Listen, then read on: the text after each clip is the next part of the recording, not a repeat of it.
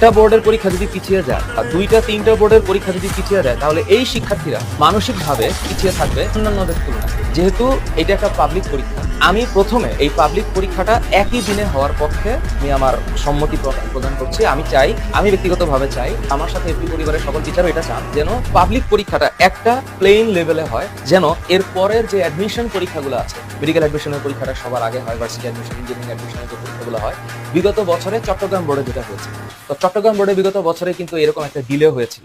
তো ওই যে আমাদের একটা ওই বোর্ডের স্টুডেন্টদের যে একটা মানসিক ব্যত্যয় হয়েছিল, সেই ব্যত্যয়টা যেন এইবার না হয়। তো আমি আমার জায়গা থেকে এফটির তরফ থেকে কয়েকটা লজিক তুলে ধরতে চাই। এক, সেটা হচ্ছে পরীক্ষাটা হওয়া উচিত সবার জন্য অ্যাট এ টাইম, একটা নির্দিষ্ট সময়ে। সকল